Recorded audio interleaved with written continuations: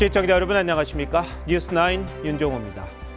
러시아로 파병된 북한군 중 3,000명 이상이 이미 러시아 서부 교전 지역 근처에 도착했다고 우리 정부가 공식 발표했습니다. 드론 공격에 취약한 이들이 희생될 가능성이 커 보이는데 우리 군에선 방어 목적의 지대공 미사일 제공을 검토하고 있다고 합니다. 우크라이나 전쟁이 새로운 국면에 접어들면서 한반도의 안보 지형도 급격히 출렁이고 있습니다.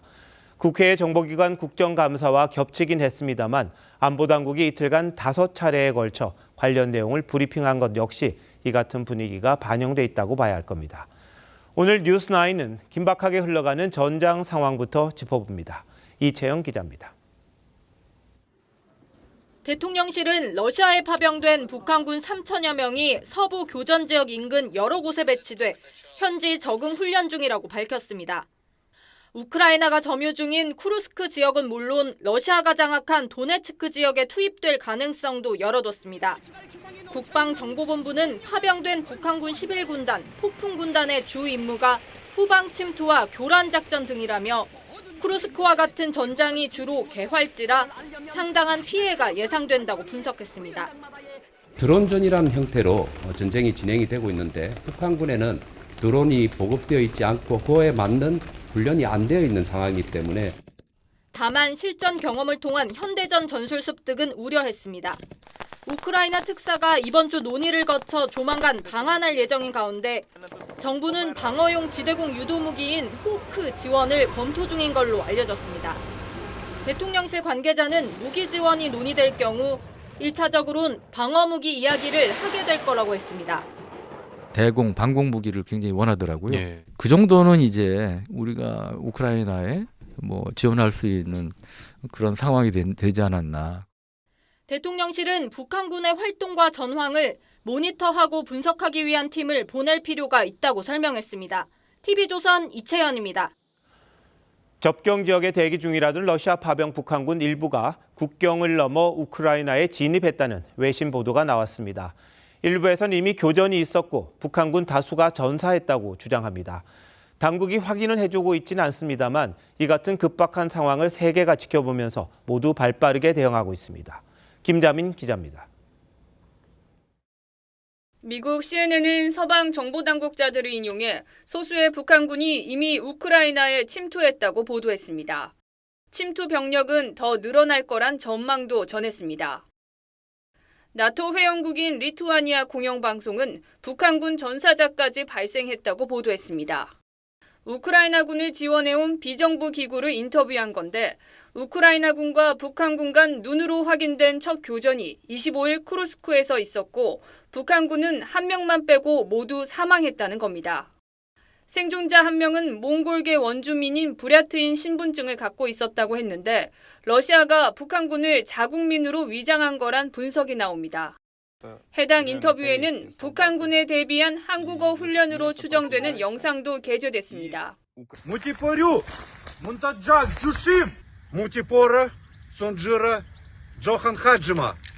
보도 내용들은 아직 당국 차원에선 확인되지 않고 있지만 전선 상황이 급변하면서 각국 대응도 빨라지고 있습니다. 확전을 경계해온 나토와 유럽연합은 북한군 파병이 유럽 안보에 심각한 위협이라고 규탄했고 미국은 명백한 유엔 안보리 결의 위반이라고 지적했습니다. Approximately a couple thousand, with a smaller number already present in the Kursk region. 유엔 안보리는 현지 시간 30일 긴급 회의를 열어 북한군 파병 관련 제재 문제를 논의합니다. TV조선 김자민입니다. 북한의 러시아 파병으로 비난 여론이 거세지고 나토 등의 개입 가능성이 제기되자 러시아가 새로운 전략 핵 훈련 영상을 공개하면서 핵으로 위협했습니다. 북한과 러시아, 중국과 러시아 간 고위급 회동도 잇따랐다는데 어떤 의미인지 변재영 기자가 보도합니다.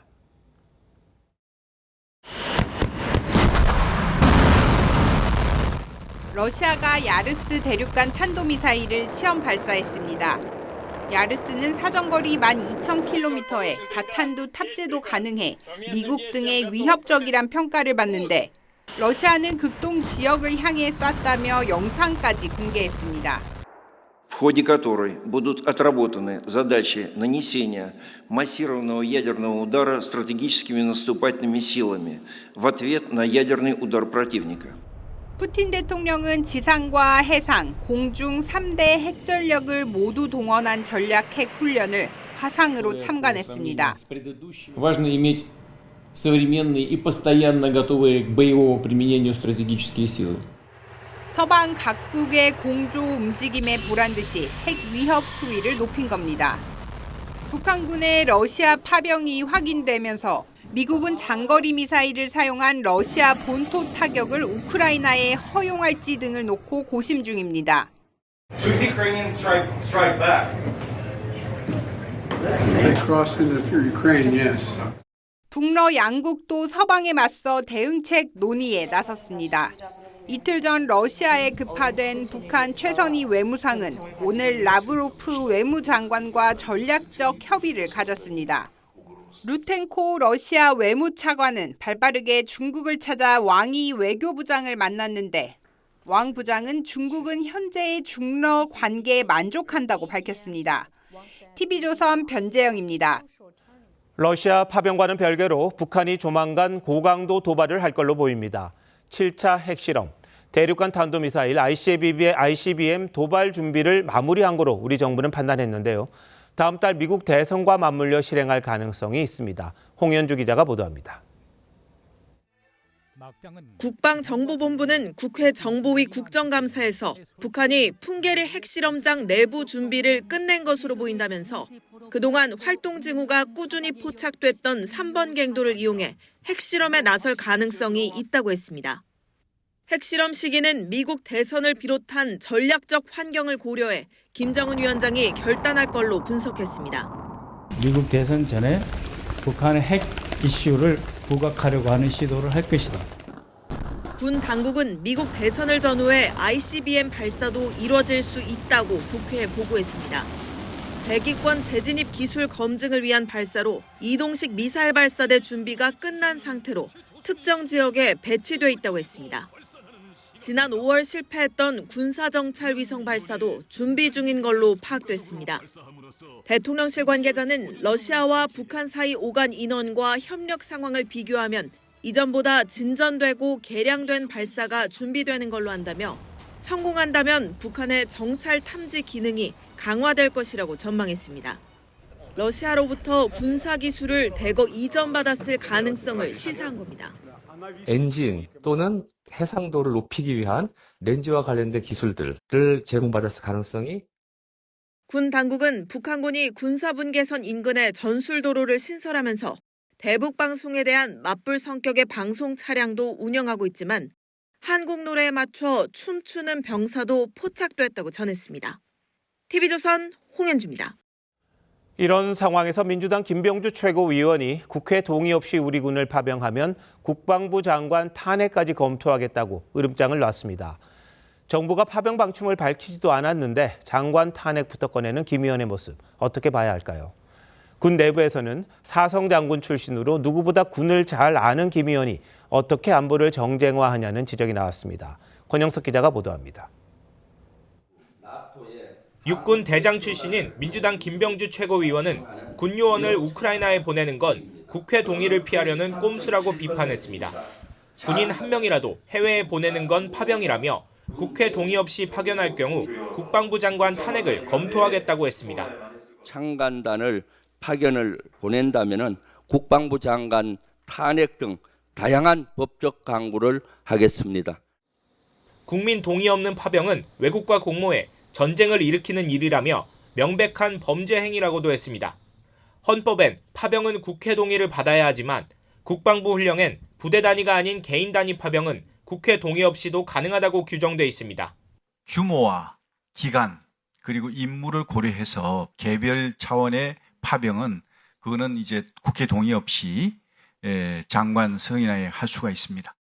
또 김 최고위원은 육군 탄약정책 담당관 등이 나토 본부에 출장을 나간 사실을 확인했다며 살상무기 지원 움직임이라고 주장했는데 종전을 외치는 시점에서 살상무기 지원 검토와 지원 관련된 행동들은 정상적이지가 아니합니다. 대통령실은 무기 지원과는 무관하다고 반박했습니다. 군 관계자는 장성 출신의 해외 파견 근무 경험도 많은 김 최고위원이 결정된 것도 없는 안보 정책에 정치적 프레임부터 씌우려고 한다고 지적했습니다. TV조선 권영석입니다. 우리 정부가 북한의 러시아 파병에 대한 맞대응으로 우크라이나에 무기를 지원하겠다고 하면서 논란이 일고 있습니다. 무기 지원 괜찮은지 김주영 기자와 따져보도록 하겠습니다. 김 기자, 지금까지 우크라이나에 지원했던 것과는 좀 달라지는 겁니까? 네, 지금까지 우리나라는 우크라이나의 의료품 같은 인도적 지원과 방호복 같은 비살상 무기만 지원해왔습니다. 기류가 바뀐 건 북한의 러시아 파병이 확인되면서부터인데요. 지난 24일 윤석열 대통령은 살상 무기 지원은 하지 않는 게 원칙이지만 북한군 활동에 따라 유연하게 검토하겠다고 했습니다. 이후 살상 무기 지원 가능성이 제기됐는데요. 살상 무기는 전투에 쓸 수 있는 공격용 무기나 방어용 무기를 모두 포함하는 개념입니다. 살상 무기에는 공격용과 방어용 모두가 포함이 되는군요. 만약 무기를 보낸다면 어떤 게 가능하죠? 네, 전문가들은 이미 구형이 된 방어용 무기, 그러니까 드론이나 미사일을 격추하는 무기 지원이 가능하다고 보고 있습니다. 호크, 미스트랄, 이글라 지대공 미사일은 이미 다른 국산 무기로 대체된 상태라 지원이 가능하다고 봤는데요. 공격용 무기 지원은 현 단계에서 고려되고 있지는 않은데요. 군사 전문가들은 만약 지원한다면 1980년대에 소련에서 들여와 이제는 퇴역 대상이 된 전차 장갑차와 우리 군이 세계적으로 가장 많은 양을 보유하고 있는 미국산 범용 폭탄 등을 지원할 수 있을 것으로 분석했습니다. 이게 가정이긴 합니다만 지원할 수 있는 무기가 상당히 많네요. 근데 법적으로는 문제가 없습니까? 네, 우리 방위사업법과 대외무역법에는 각각 무기 수출이 평화적 목적으로 사용되어야 한다는 단서가 달려 있습니다. 군수품 관리법에도 우리 국방에 영향이 없을 때만 탄약을 대여할 수 있다고 되어 있는데요. 이 법을 어떻게 해석하느냐에 따라 우크라이나 지원이 해당이 될 수도 아닐 수도 있기 때문에 살상 무기 지원이 가시화되면 국회 등에서 논란이 불가피할 상황입니다. 네, 이런 무기를 지원한다는 건 사실 전쟁에 뛰어든다는 셈이 되는데 이 국제사회 여파가 없을까요? 네, 가장 문제는 러시아가 북한의 ICBM 등 주요 군사 기술을 이전할 수 있는 빌미가 될 수 있다는 겁니다. 더 나아가서는 한반도 유사시에 러시아가 개입할 가능성이 높아질 수 있습니다. 긴 전쟁을 끝내길 바라고 있는 국제 정세도 문제인데요. 미국 대선이 이제 일주일도 남지 않았는데 공화당 후보 트럼프 전 대통령은 당선 즉시 우크라이나 전쟁을 멈추겠다고 밝힌 바 있습니다. 우리도 직접적인 무기 지원보다는 유엔 안보리 등 국제사회의 대응에 발맞추는 것이 우선이라는 지적이 나오고 있습니다. 살상무기 제공은 한국이 갖고 있는 마지막 최후의 수단 카드라고 생각합니다. 그다음부터는 다른 러시아를 제어할 만한 수단이 없죠. 네, 국제 정세가 유동치다 보니까 우리가 마지막 수단까지 고려할 수밖에 없는데 그런 일은 없었으면 하는 그런 바람입니다. 네, 잘 들었습니다.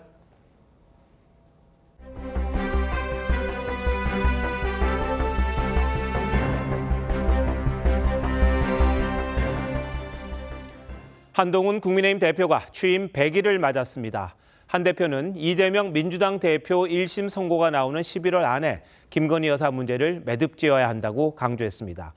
대통령실에 대해서는 단합을 언급하면서 수위 조절을 했는데 박한솔 기자가 한 대표 기자회견을 취재했습니다. 한동훈 대표는 취임 100일을 변화와 쇄신을 위해 뛰어온 기간이었다고 자평했습니다. 국민의 우려에 대해선 과감하고 선제적인 해결책이 필요하다며 그 선결 조건이 특별감찰관이라는 점을 강조했습니다. 우려와 실망을 해결하고 극복하지 못한다면 개혁 추진은 어렵습니다. 11월에 먼저 매듭지어야 할 것들이 있습니다. 이재명 대표의 1심 선고, 미국 대선, 북한의 러시아 파병 등 대외 정세가 급변하는 11월 안에 김 여사 문제를 해결해 반전의 기회로 삼아야 한다는 겁니다. 다만 대통령실과 관련해선 상생과 단결을 언급하는 등 화합 메시지도 내놨습니다. 야당이 요구하는 김 여사 특검 질문엔 즉답을 피했는데 당정 갈등에 대한 우려를 의식한 거란 해석이 나왔습니다. 대통령실도 저는 변화의 길로 가고 있다고 봅니다. 대통령실에서도 나름대로 노력하고 있을 것이라고 생각하고 그래야 한다고 기대합니다. 대신 민주당을 향해 여야의정협의체 참여와 북한 파병에 대한 공식 입장, 당대표 방탄 중단, 금투세 폐지 등을 요구하며 각을 세웠습니다. 한 대표 회견을 두고 한 친윤계 의원은 11월 기한을 언급한 건 대통령실에 대한 압박이라고 비판했지만 또 다른 의원은 수위 조절에 신경 쓴 것 같다며 엇갈린 반응을 내놨습니다. 대통령실은 별다른 입장을 내지 않았습니다. TV조선 박한솔입니다. 여권 내 위기의식이 커지면서 당내 중진 의원들이 연일 목소리를 내고 있습니다. 특별감찰관 추진 여부를 표결로 정하는 건 공멸의 길이라며 단합을 강조했고 윤석열 대통령과 한동훈 대표 모두에 대해서 변화도 요구했습니다. 다만 더 적극적으로 행동해야 하는 게 아니냐는 그런 요구도 있습니다. 이어서 이채림 기자입니다. 보수의 혁신과 통합을 논의하는 토론회에서 국민의힘 5선 중진인 윤상현 의원이 특별감찰관 추진을 둘러싼 여권 내 갈등에 우려를 나타냈습니다. 박근혜 전 대통령 탄핵도 계파 갈등으로 시작됐다며 분열의 단초가 될 수 있는 의원총회 표결 대신 한동훈 대표와 추경호 원내대표가 조율로 풀어야 한다고 했습니다. 현재 권력이 잘못되면 미래 권력도 다 같이 망한다. 이런 명제를 한번 꼭 되살려 보야 된다. 특별감찰관 추진 찬성 입장을 밝힌 4선의 안철수 의원도 의총 표결로 결정하는 것에 대해선 반대했습니다. 표결을 하게 되면 서로 대결을 할 수밖에 없고 그럼 당내 분열이 가속화될 수 있는 그런 가능성이 저는 굉장히 높다고 봅니다. 한 중진 의원은 표결에서 부결될 경우 한 대표가 잃을 게 많고 가결되면 대통령이 힘을 잃는다며 어느 쪽이든 옳지 않다고 지적했습니다. 당대표를 지낸 김기현 의원도 국정도 당무도 쇄신이 필요하다며 연일 대통령실과 당 모두의 변화를 촉구했습니다. 어제 오세훈 서울시장 등의 성명을 계기로 중진들이 계파에 상관없이 목소리를 내기 시작한 겁니다. 추경호 원내대표는 내일 중진회의를 열 예정인데 특별감찰관 관련 논의가 오갈 걸로 예상됩니다. 다만 중진 의원들이 성명 발표나 조언 수준을 넘어 더 적극적으로 중재에 나서야 한다는 요구도 적지 않습니다. TV조선 이채리입니다. 김건희 여사에 대한 불기소 처분과 관련해 심우정 검찰총장을 탄핵하겠다던 민주당이 심 총장은 빼는 쪽으로 가닥을 잡았습니다. 이재명 대표 관련 사건 수사 검사들에 대해서도 고발을 보류하기로 했습니다. 강공일변도에서 한 발 물러선 건 이 대표 1심 선고를 앞두고 굳이 논란을 일으키는 게 도움이 되지 않다고 본 듯한데요. 장세희 기자가 취재했습니다. 검찰이 도이치모터스 주가 조작 의혹을 받았던 김건희 여사에 대해 불기소 처분을 내리자 민주당은 검찰 수뇌부 탄핵을 예고했었습니다. 이창수 서울중앙지검장은 물론 심우정 검찰총장도 탄핵 추진 대상으로 거론했습니다.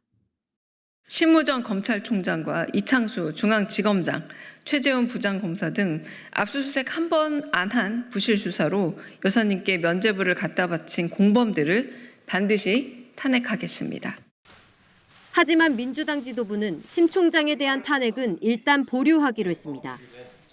심 총장이 도이치모터스 사건과 관련해 수사지휘권이 박탈돼 있는 만큼 탄핵 요건이 성립하지 않을 수 있다고 판단한 겁니다. 심우정 총장이 직접적으로 여기에 어떤 최근에 도이치모터스 사건 무혐의라든가 일련의 사건에 관련해 갖고서 책임이 있는지는 조금 애매하죠, 사실. 대장동 사건 등 이재명 대표 사건 수사 검사 고발을 검토하기로 한 것도 신중히 처리하기로 기류가 바뀌었습니다. 당 핵심 관계자는 실익이 없는 데다 다음 달 이 대표 재판 1심 선고를 앞두고 법조계를 자극할 필요가 없다는 의견이 있었다고 말했습니다. 이 대표는 법관 출신 주제란 발언으로 물의를 빚었던 김우영 의원에 대해서도 엄중 경고했습니다. 다만 민주당은 100만 명 모집을 목표로 진행 중인 이재명 대표 무죄 판결 촉구 탄원과 의원들의 무죄 서명 릴레이 등 여론전은 계속 이어간다는 계획입니다. TV조선 장세희입니다. 민주당 전당대회 돈봉투 수수 의혹을 받는 야당 현역 의원 6명이 10달째 검찰 조사에 응하지 않고 있습니다. 일반인이라면 턱도 없을 일이죠. 그런데 출석을 못하겠다고 내놓은 이유는 더 가관입니다. 검찰은 다음 달 13일까지 조사를 받으라고 최후 통첩을 보냈습니다. 류태영 기자가 보도합니다. 2021년 4월 국회에서 열린 송영길 전 민주당 대표 지지 모임에 참석해 돈봉투를 수수하거나 살포한 혐의를 받는 전현직 야당 의원은 모두 11명입니다. 이 중 4명은 이미 1심에서 유죄 선고를 받았습니다. 그것을 가지고 지금 이렇게 선고했다는 것은 내가 봤을 땐 잘못됐다고 생각합니다. 하지만 아직 재판에 넘겨지지 않은 7명 중 현역 의원 6명은 지난 1월부터 최대 6차례 출석을 통보받고도 조사에 응하지 않고 있습니다. 이 가운데 한 의원은 지난달 출석 날짜까지 정해놨지만 갑자기 속이 안 좋다며 일정을 취소했습니다. 또 다른 의원은 돈봉투 의혹 관련 내 이름을 밝힌 보도가 나와 조사를 받을 수 없다고 불출석한 것으로 알려졌습니다.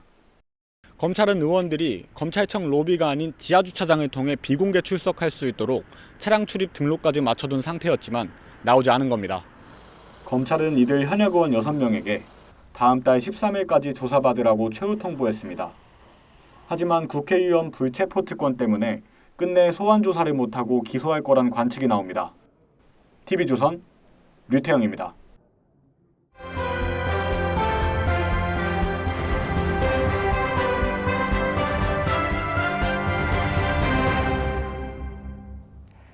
문재인 전 대통령의 전사위 특혜 취업 의혹을 수사 중인 검찰이 문 전 대통령 딸 다혜 씨에게 오는 금요일 출석하라고 통보했습니다. 문 전 대통령 뇌물 혐의 사건 수사에 참고인 신분으로 부른 건데요. 검찰이 다혜 씨 조사를 마치면 문 전 대통령 조사 시기도 검토할 거란 관측이 나옵니다. 김도형 기자의 단독 보도입니다. 검찰은 지난 8월 문다혜 씨 주거지 등을 압수수색했습니다. 문재인 전 대통령이 이상직 전 의원을 중진공이사장에 임명한 게 전사위 서모 씨 특혜 채용의 반대급부라는 의혹에 대한 수사의 일환입니다. 압수수색 자료에 대한 디지털 포렌식을 마친 전주지검은 이번 주 금요일 다혜 씨에게 참고인 조사를 받으라고 통보했습니다. 다혜 씨 변호인은 금요일 출석할지에 대해 답할 수 있는 입장이 아니라고 했습니다. 검찰은 이 사건 수사 과정에서 뇌물 혐의 피의자로 문재인 전 대통령을 적시한 바 있습니다. 항공업 경력이 없는 서 씨가 타이 이스타젯에서 받은 급여 등 2억 3천만 원을 문 전 대통령이 받은 뇌물로 보는 겁니다. 중진공 이사장 임명 대가로 부정 채용하신 게 대가성 맞나요? 죄송합니다. 더 이상 얘기할 게 없습니다. 검찰은 이 돈 중 일부는 다혜 씨가 2019년 양평동 주택을 매입하는 데 흘러들어간 것으로 보고 있습니다. 다혜 씨 소환 조사를 마치면 문 전 대통령에 대한 조사 방식과 시기에 대한 검토가 시작될 거란 관측입니다. TV조선 김도영입니다. 서울 강변북로에서 최대 시속 200km의 폭주 레이싱을 벌인 일당이 경찰에 붙잡혔습니다. 주로 외제차를 몰았고 영상을 찍어 SNS에 홍보까지 했습니다. 이낙원 기자입니다.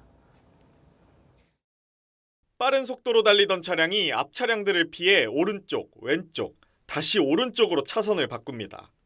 자동차 경주 게임을 보는 듯 아슬아슬한 장면이 이어집니다. 방향 지시 등을 안 켜는 건 물론 4대의 차량이 줄지어 다른 차들 사이를 위협적으로 지나가기도 합니다. 폭주 레이싱 모임 회원들이 서울 강변북로에서 직접 촬영한 영상입니다. 지난 6월과 7월, 주로 금요일과 토요일 새벽 시간이었습니다. 20대 학생, 회사원, 자영업자 등은 제한속도 시속 80km인 강변북로를 최대 시속 200km로 왕복했습니다. 이들은 운전 실력을 과시하고 추가 회원을 모집하기 위해 직접 찍은 주행 영상을 100여 개 SNS에 올렸습니다. 주범은 자신의 차량에 이 같은 리어윙을 달아 주변에 관심을 끌려고 했습니다. 직장인들이라든가 학생들이 금토요일날 밤에는 이제 시간이 여유가 있잖아요. 그래서 그 시간대에 이제 폭주 관심사가 동일한 친구들끼리 모여가지고 폭주를 이제 뛰게 된 거고. 경찰은 25명을 난폭, 과속운전 등 혐의로 입건하고 이 중 2명을 구속했습니다. 범행에 사용된 차량 한 대도 압수했습니다. TV조선 이낙원입니다. 광주의 한 아파트 단지에서는 초등학생 아이가 재활용품 수거 차량에 치여 숨지는 사고가 있었습니다. 차량 밖에서 주변을 봐줄 작업자가 있었다면 막을 수 있었던 사고였습니다. 박건우 기자입니다. 광주의 한 아파트 단지에 재활용품 수거 차량이 들어옵니다. 잠시 정차한 트럭이 후진하다가 갑자기 멈춰섭니다. 자세히 보니 트럭 뒤쪽에 걸어오는 사람이 보입니다. 쓰레기 분리수거장 앞에서 재활용 수거 트럭이 뒤에 있던 초등학생 여자아이를 보지 못한 채 덮친 겁니다.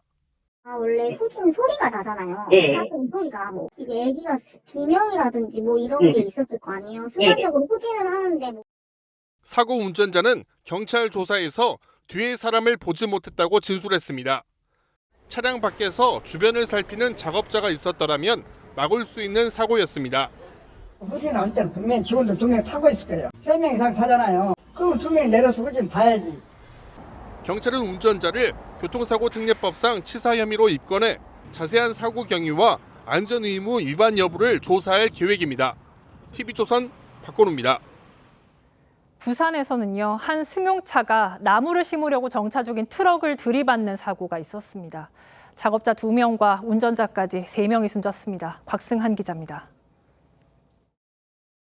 흰색 승용차가 기중기를 실은 트럭 뒤를 들이받은 채 멈춰 있습니다.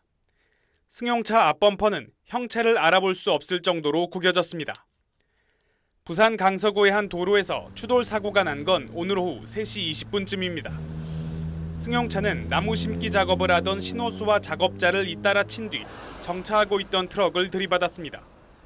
차 한 대가 뒤에서 날라와갖고 이제 신호하는 사람 아니습니까? 그 한 사람을 막 들이받고 그 차를 뒤박았어요. 이 사고로 50대와 30대 작업자 2명과 70대 승용차 운전자까지 모두 3명이 숨졌습니다. 작업자들은 부산시가 발주한 조경 공사를 하던 용역업체 직원들이었습니다. 사고 현장엔 승용차가 브레이크를 작동한 흔적은 없었습니다. 그런 흔적은 없는 것 같아요. 사고 기록 장치에 그걸 확인을 해봐야 그 가속인지 브레이크를 밟았는지 알 수가 있는데. 경찰은 운전자의 동선과 차량 블랙박스 등을 토대로 음주 여부 등 구체적인 사고 경위를 조사할 계획입니다. TV조선 곽승한입니다. 2년 전 강릉에선 승용차를 운전하던 70대 할머니가 급발진 의심 사고를 내며 12살 손자가 숨지는 일이 있었습니다. 앞서 국과수는 할머니가 페달을 잘못 밟아 사고가 났을 가능성이 있다고 분석했었는데요. 경찰과 검찰은 이를 뒤집고 할머니에게 형사 책임을 묻지 않기로 했습니다. 이승훈 기자입니다. 굉음과 함께 앞차와 충돌한 차량. 멈추지 않고 수백 미터를 더 달리다 추락합니다. 이 사고로 차량 안에 있던 12살 이도영 군이 숨졌습니다. 사고 직후 국과수는 기계적 결함은 없고 페달 오조작 가능성이 있다는 감정 의견을 냈습니다. 운전을 했던 할머니가 형사처벌될 수 있는 상황이었습니다. 하지만 경찰은 도영군 할머니를 검찰에 넘기지 않기로 최종 결정했고 검찰도 이를 받아들였습니다. 당초 경찰은 지난해 10월 불송치 결정을 내렸습니다. 국과수 감정 결과에도 한계가 있다고 판단한 겁니다. 하지만 도영군 가족이 자동차 회사를 상대로 차량 급발진 책임을 묻는 민사소송을 제기하자 검찰이 재수사를 요청했습니다. 급발진 여부를 가리는 재판 과정에서는 실증 실험이 이뤄지기도 했습니다. 아직 최종 판단이 나오지 않았지만 경찰은 9개월의 재수사 끝에도 다시 혐의 없음 결론을 내렸습니다. 증거물 충분으로 혐의 없음으로 종결됐습니다. 손자를 잃은 할머니는 사건 발생 1년 10개월 만에 형사적 책임을 벗게 됐습니다. 직접적으로 운전하셨던 어머니 입장에서 그래도 한편으로는 조금 마음의 짐을 좀 덜고 사셨으면 하는 자식으로 바람은 있죠. 급발진 1심 판결은 내년 2월에 내려집니다. TV조선 이승훈입니다. 울산의 한 대기업에서 노조 간부를 지낸 인사들이 취업을 미끼로 억대의 돈을 받아 가로챈 사실이 경찰 수사로 드러났습니다. 자신들의 지위를 내세워 정규직을 시켜주겠다고 했는데 30명 넘게 속았습니다. 고승현 기자입니다. 울산의 한 대기업 노조 지부. 이곳에서 간부를 지낸 60대 남성은 지난 2021년 한 직원에게 자신이 정규직으로 꽂아줄 수 있다며 주변에 괜찮은 사람을 추천하라고 했습니다. 해당 직원은 자신의 사촌동생을 60대 남성에게 추천했는데 사촌동생은 대가로 8천만 원을 건넸습니다. 이후 해당 대기업에서는 신입사원 교육을 안내하는 메시지가 왔습니다. 그런데 교육 일정과 날짜가 변경됐다는 문자가 계속해 날아왔습니다. 돈을 줬는데도 채용 절차가 진행되지 않아 항의하자 60대 남성이 인사팀 번호로 조작해 보낸 문자였습니다. 사촌동생은 취업 사기로 60대 남성을 경찰에 신고했습니다. 피해 남성은 긴가민가했지만 알아보니 60대 남성이 노조 대의원을 지내는 등 평판이 좋아 믿고 돈을 건넸다고 말했습니다. 경찰 조사 결과 이 전직 노조 간부는 취업 미끼로 모두 3명에게서 5억 원을 받은 뒤 대부분 주식 투자로 탕진했습니다. 취업 청탁이 들어오면 자신과 친한 또 다른 전직 간부에게 연결시켜줬는데 이 전직 간부는 30명으로부터 23억 원을 받아 챙긴 것으로 드러났습니다. 계속해서 다른 피해자들을 물색한 다음에 피해금을 받고 앞에 청탁받았던 그 사람한테 돈을 돌려주고. 돌려막기를 하던 전직 간부는 수사 중 숨졌습니다. 경찰은 60대 남성만 구속 송치했습니다. TV조선 고승현입니다. 경찰이 국가보안법 위반 혐의로 한국진보연대 사무실과 대표 자택 등을 압수수색했습니다. 경찰은 이들이 북측과 연락을 주고받은 정황을 포착했는데 북한의 지령을 수행했는지도 들여다보고 있습니다. 주원진 기자입니다. 경찰관들이 건물을 둘러싸고 있습니다. 내부 계단에도 경찰이 배치돼 사람의 출입을 막습니다. 경찰청 안보수사국은 오늘 한국진보연대 사무실과 한충목 상임 공동대표의 자택, 차량, 휴대전화 등을 압수수색했습니다. 경찰은 한 대표가 북한과 연락을 주고받은 정황을 파악한 것으로 전해졌는데 수년 넘게 수사를 해온 중대 혐의라고 설명했습니다. 국가의 존립, 안전 등을 위태롭게 할 것을 알면서 반국가 단체와 연락을 하면 징역 10년 이하의 처벌을 받을 수 있습니다. 이곳에는 민노총 계열 노조들이 여러 곳 입주해 있는데요. 압수수색이 시작되자 정부를 비판하는 구호가 로비에 이렇게 나붙었습니다. 한국진보연대는 보수 정권이 집권할 때마다 대규모 집회에 앞장서 왔습니다. 미국에 얽매여서는 안 된다. 한미 워킹그룹 해체해야 된다. 우리 민족의 운명은 우리가 결정하자. 진보연대는 TV조선의 반론 요청에 응하지 않았습니다. 경찰은 압수품 분석을 토대로 진보연대 측이 북한의 지령을 받아 수행했는지 여부도 조사를 할 예정입니다. TV조선 주원진입니다. 서울 지하철 9호선에 있는 기계식 자전거 주차장이 5년째 방치되고 있습니다. 서울시가 70억 원이나 들여 만든 건데 이 주차장을 관리하고 보수할 업체를 못 찾았다고 합니다. 왜 이런 일이 생긴 건지 이광희 기자가 취재했습니다. 서울 지하철 9호선 중앙보훈병원역 앞 기계식 자전거 주차장이 천막으로 가려져 있습니다. 사람 손이 닿지 않아 먼지와 낙서가 가득합니다. 다른 곳도 비슷합니다. 시민들은 이런 시설이 있는지도 모릅니다. 근처로 주차를 하는지 알았지 주차장이 따로 있는지는 몰랐었어요. 서울교통공사는 6년 전부터 9호선 6개 역의 자전거 주차장을 운영했지만 8곳 모두 현재 사용이 불가능합니다. 서울교통공사에서 운영 중이라고 안내한 곳입니다. 이렇게 화면을 눌러도 아무 반응이 없고 카드를 찍어도 오류 메시지만 나옵니다. 주차장 제작업체가 직접 유지 보수를 했을 땐 문제가 없었습니다.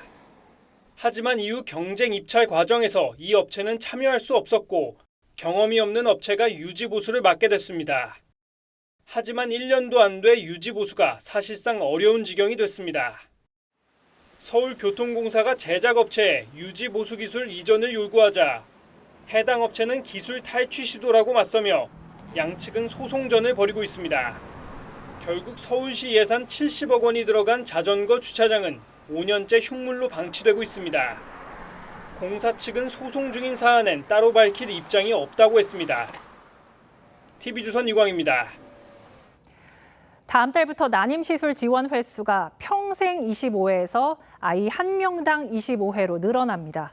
초저출생 극복을 위해서 정부가 내놓은 대책인데 첫 아이만큼은 횟수 제한 없이 지원해야 한다는 목소리가 높습니다. 임서인 기자가 취재했습니다. 결혼 13년 차인 40대 초반 김모 씨. 2년 전 첫째, 올해 둘째를 출산했습니다. 7년간 난임 치료 끝에 얻은 귀한 딸들입니다. 난자 채취를 20번 하는 동안 3번 중 1번꼴로 실패했는데 이 경우 지자체에서 받은 의료비 지원금까지 반납해야 했습니다. 돈은 돈대로 내고 시간은 시간대로 투자했는데 그럼 너무 허무하고 그 다음 달에도 또 안 나오면 어떡하지라는 그 공포감이 있어요. 난임 인구가 지속적으로 늘면서 지난해 출생아 10명 중 1명은 난임 시술로 태어났습니다. 정부는 난임 지원을 대폭 확대해 시술비 지원은 부부당 평생 25회에서 아이 1명당 25회로 늘리고 난자 채취에 실패해도 지원금을 환수하지 않기로 했습니다. 그 시술이 중단되더라도 그 지자체 지원금 환수 없이 그 시술비를 지원할 수 있도록. 하지만 난임 지원의 장벽을 낮추고 특히 첫 출산은 횟수 제한을 없애달라는 목소리가 높습니다. 한 명이라도 낳고 싶어하는 사람들을 더 지원을 해줘야 되는 건데 진짜 첫째에 대해서만이라도 차수 제한 없게 9회밖에 안 남았단 말이죠. 그 와중에 건보까지 안 된다 이러면 그냥 포기하는 소리죠. 지원이 끝나면 난임 시술 한 번에 300만 원 이상 본인이 부담해야 하는 실정입니다. TV조선 임서인입니다. 경영권 분쟁 중인 고려아연이 갑자기 유상증자를 발표했습니다. 주가는 곤두박질 쳤고 소액 주주들은 망연자실, 허탈감을 감추지 못했습니다. 왜 이런 결정을 한 건지, 앞으로는 어떻게 될런지 유혜림 기자가 설명합니다. 고려아연이 오늘 임시 이사회를 열고 유상증자를 발표했습니다. 주당 67만 원에 373만 주를 새로 발행해 이 중 20%는 우리사주조합에 배정하고 나머지는 일반 공모를 통해 2조 5천억 원을 조달한다는 내용입니다. 고려아연은 다양한 투자자가 주주로 참여할 기회를 제공해 경영 투명성을 강화하려는 취지라고 설명했습니다. 하지만 재계에서는 경영권 방어를 위한 것으로 보고 있습니다. 고려아연의 경영진과 임직원들은 지난 40일 힘겨운 싸움을 이어오며 회사의 역사와 미래를 지키기 위해 모든 노력을 다하고 있습니다. MBK 영풍연합에 맞서 고려아연은 주당 89만 원의 공개 매수에 나섰지만 지분 9.85%를 추가 확보하는 데 그쳤습니다. 현재 고려아연 지분은 우호 지분을 합쳐 35.4%로 38.5%를 확보한 MBK 연합에 못 미칩니다.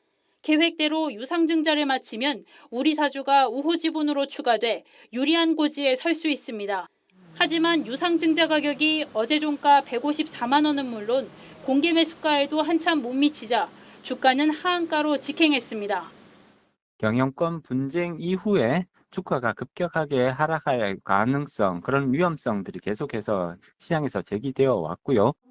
투자자들의 불만이 커지는 가운데 MBK 측은 유상증자 저지를 위한 법적 수단을 강구하겠다고 밝혔습니다. TV조선 유혜림입니다. 신세계그룹이 백화점과 마트를 계열 분리했습니다. 백화점 부문은 정유경 총괄 사장이 주 신세계 회장으로 승진해 맡았고 장남인 정용진 회장은 마트 부문을 이끌게 됩니다. 남매 간 책임 경영이 어떤 결과를 낳을지 주재용 기자가 자세히 알려드립니다. 이명희 신세계그룹 총괄회장의 큰딸인 정유경 백화점 부분 총괄 사장이 주 신세계 회장으로 승진했습니다. 여성으로는 첫 70년대생 대기업 회장입니다. 이번 인사와 함께 신세계그룹은 계열 분리도 공식화했습니다. 장남인 정용진 신세계그룹 회장이 이마트와 슈퍼, 편의점, 호텔, 건설사업 등 이마트 부분을, 동생인 정유경 회장은 백화점과 아울렛, 면세점 등 백화점 부분을 맡습니다. 공정위 심사를 거쳐 계열 분리가 마무리되면 현재 자산 기준으로 이마트 부분은 재계순위 11위, 백화점 부분은 26위가 됩니다. 신세계그룹은 2011년 이마트와 주 신세계 두 개 회사로 분할한 뒤 서로 지분을 정리하며 남매 독자 경영 시대를 준비해 왔습니다. 현재 정용진 회장과 정유경 회장은 각각 이마트 지분 18.56%, 주 신세계 지분 18.56%를 보유하고 있습니다. 가장 근본적인 원인은 오너 경영 체제의 강화라고 볼 수 있습니다. 계열사들을 이렇게 좀 독자적으로 집중도 있게 경영하고자 하는 그러한 취지가 아닐까. 한 지붕 두 가족 시대를 마감하고 각자의 길을 서던한 남매가 본격적으로 경영 능력을 증명할 시험대에 섰습니다. TV조선 주재용입니다. 국내 신차 판매가 11년 만에 최저를 기록했습니다. 자동차는 보통 할부로 사는 경우가 많죠. 그런데 이자가 너무 높아 부담이 커지면서 생긴 현상입니다. 첫 차 구입에 나서는 20대도 차를 사지 않는다는데 이유가 뭔지 오연주 기자가 보도합니다. 30대 직장인 최모 씨는 10년째 이 자가용으로 왕복 2시간을 운전해 출퇴근합니다. 최근 자녀들이 성장하면서 SUV 차량으로 바꾸려 했지만 비싼 차값에다 할부 이자까지 생각하면 엄두가 나질 않습니다. 집 대출도 있고 그 이자도 만만치 않게 나가는데 거기에 자동차 이자까지 나가기엔 그 금리가 너무 높아요. 그래서 좀 많이 부담이 돼요. 고금리 기조와 경기 부진이 이어지면서 자동차 내수 시장이 얼어붙었습니다. 올해 3분기까지 신차 등록 대수는 120만 대로 지난해 같은 기간보다 8.7% 줄었습니다. 부품 공급이 원활하지 않았던 코로나 팬데믹 때보다도 적은 수치로 2013년 이후 11년 만에 최저입니다. 하이브리드를 제외한 모든 차종의 판매가 줄었고 특히 경유차는 절반 이상 급감했습니다. 운전이나 차량 구매에 관심이 없는 젊은 층이 늘어난 것도 원인으로 꼽힙니다. 20대의 새 승용차 구매는 꾸준히 줄어 4년 전보다 35% 감소했습니다. 자동차에 대한 개념이 소유한다는 추세에서 지금은 이제 공유, 이용하는 쪽으로 이제 패턴이 바뀌다 보니까 저가 중국차의 공세와 내수시장 위축이라는 이중고에 직면한 자동차 업계는 대형차와 고급화 전략으로 돌파구를 찾고 있습니다. TV조선 오현주입니다. 남해안에선 대나무발 그물을 세워서 멸치를 잡는 이른바 죽방염 어업이 500년 넘게 이어지고 있습니다. 이 죽방염에는 쓰레기도 자주 밀려드는데요. 한 어민이 이를 착안해서 해양 쓰레기를 수집하는 설비를 만들어 특허까지 받았습니다. 이성진 기자가 취재했습니다. 바다 위에 세워진 대나무 구조물들. 밀물때 들어온 멸치가 썰물때 걸리게 만든 전통 어구인 죽방염입니다. 하지만 페트병과 어구 등 쓰레기도 늘 함께 밀려옵니다. 폭우가 내린 뒤에는 육지의 쓰레기가 한꺼번에 떠내려오기도 합니다. 세 사람이 들어가 치워도 끝이 없습니다. 쓰레기 때문에 멸치 잡이가 줄고 상품 가치도 떨어지자 어민 김정판 씨는 해결법을 고민했습니다. 8년 동안 사천 앞바다의 물때와 물길, 그에 따른 쓰레기 이동 경로를 분석했습니다. 썰물일 때는 바다로 유입됐다가 덜물일 때는 다시 해안가로 쌓이고. 분석 결과 쓰레기가 떠다니는 3가지 길목을 특정하고 이를 수거할 수 있는 설비를 개발해 특허까지 받았습니다. 특허를 받은 해양 쓰레기 포집 설비는 죽방염 모양과 비슷한데 한 번 들어온 쓰레기가 빠져나가기 어렵게 설계됐습니다. 바다에 시설물을 고정시켜 놓고 그 시설물을 이제 지나는 쓰레기들을 포집하도록 돼 있어서 비용도 절감되고. 김 씨는 특허권을 공공기관에 무상 제공하기로 했는데 사천시는 습지보호구역에 설비를 설치하는 방안을 추진하고 있습니다. TV조선 이성진입니다. 50층 넘는 건물에서 불이 나면 소방관들은 계단으로 올라가 진화해야 합니다. 사다리 차도 무용지물이기 때문인데요. 이런 초고층 건물 화재에 대응하기 위해 전국 수백 명의 소방관들이 부산에 모여 계단 101층을 오르는 대회에 참가했습니다. 현장을 하동원 기자가 다녀왔습니다. 전국에서 두 번째로 높은 101층 건물 앞.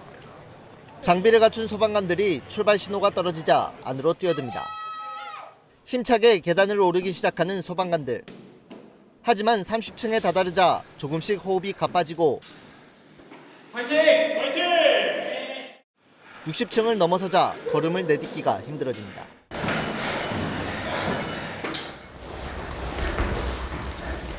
진화 장비 무게만 20kg이 넘다 보니 이렇게 한 계단씩 오르기도 쉽지 않습니다. 하지만 한계를 극복하고 2,300개 계단 오르기에 끝내 성공합니다. 결승선을 통과하자마자 바로 쓰러지는 소방관도 있습니다. 방화복안은 온통 땀에 젖었습니다. 저는 개인적으로 한 50층 정도에서 제일 고비가 왔던 것 같아요. 계단 오르기 대회에는 전국에서 소방관 900여 명이 참가해 모두 완주했습니다. 최고 기록은 20분 25초로 지난해 대회보다 38초 더 빨랐습니다. 계단 오르기가 체력의 가장 기본이지 않을까 싶습니다. 평소에 자전거를 타면서 체력 관리를 했고 퇴직을 앞둔 50대 중반 소방관도 박수를 받았습니다. 소방관으로서 퇴직 전에 한 번은 꼭 출전해야 된다는 어떤 다짐이 있어가지고. 부산소방재난본부는 이번 훈련에서 나온 각종 데이터를 초고층 화재 대응 매뉴얼을 보강하는 데 활용할 계획입니다. TV조선 하동훈입니다.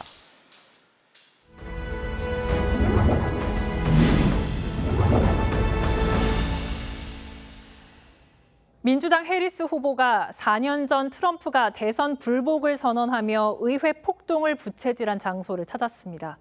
중도층을 공략해 분위기 반전을 노린 건데요. 반면 공화당 트럼프 후보는 푸에르토리코는 쓰레기 섬이라는 발언 진화에 진땀을 뺐습니다. 워싱턴 이태영 특파원의 보도입니다. 끝이 안 보이는 긴 줄이 늘어섰습니다. 민주당 해리스 후보의 유세를 보기 위해 일찍부터 모인 겁니다. 이곳에는 이날 오전부터 약 4만 명이 넘는 사람들이 모여서 주변을 둘러쌌습니다. 예상 인원 2만 명을 훌쩍 넘어 최종 7만 명이 군집하면서 시내 교통은 마비되다시피 했습니다. Una mujer con tanta trayectoria y yo tengo mucha fe en ella, a pesar de que soy de un país muy lejano. 대선 막바지 연설을 백악관 공원에서 한 건 상징성 때문입니다. 지난 대선 때 트럼프가 불복 선동 연설을 했던 곳입니다. 그래서 그런지 이렇게 트럼프는 폭도들의 대장이라고 적힌 피켓을 들고 있는 사람도 보입니다. 멀리 서부에서부터 온 유권자도 있었습니다. We won't know until election day. I mean, I think it's going to be really close. 해리스는 과거로 돌아가면 안 된다고 호소했습니다. This is someone who is unstable, obsessed with revenge, consumed with grievance, and out for unchecked power. 공화당 트럼프 후보는 라틴계 밀집 도시를 찾았습니다. 지난 유세에서 코미디언 찬조 연설자가 푸에르토리코가 쓰레기 섬이라고 발언해 파문이 일자 진화에 나선 겁니다. Hispanics, Latinos, nobody loves our Latino community and our Puerto Rican community more than I do. Nobody. 미국령 푸에르토리코는 대선 투표권이 없지만 미국 본토에는 600만 명의 푸에르토리코 이민자들이 살고 있습니다. 워싱턴에서 TV조선 이태형입니다.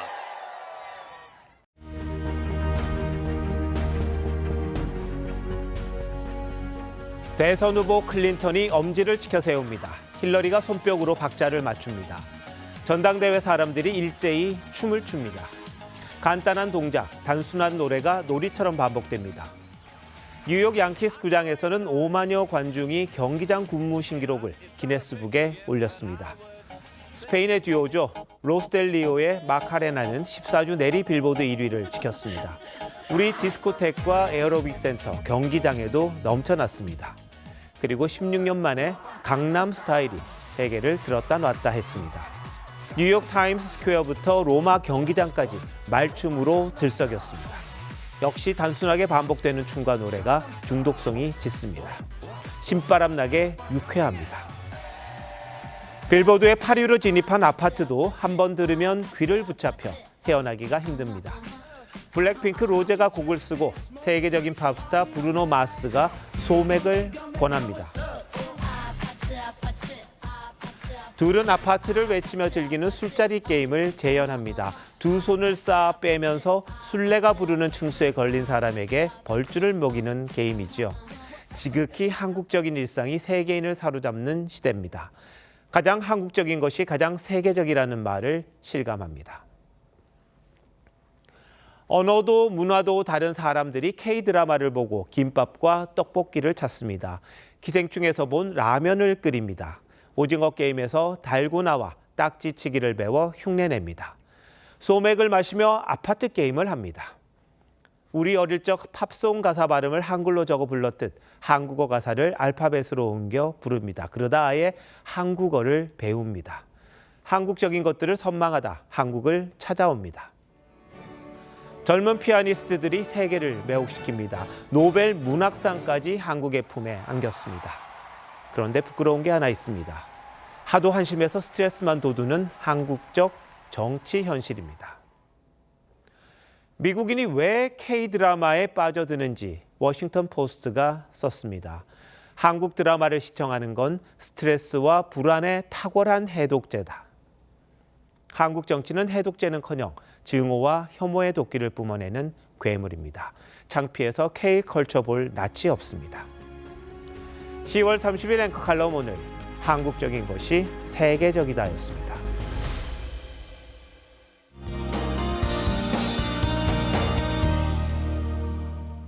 당분간 아침에는 쌀쌀하고 낮에는 온화한 전형적인 가을 날씨가 예상됩니다. 주말까지 서울의 아침과 낮 기온 모두 예년 수준을 크게 웃돌겠습니다.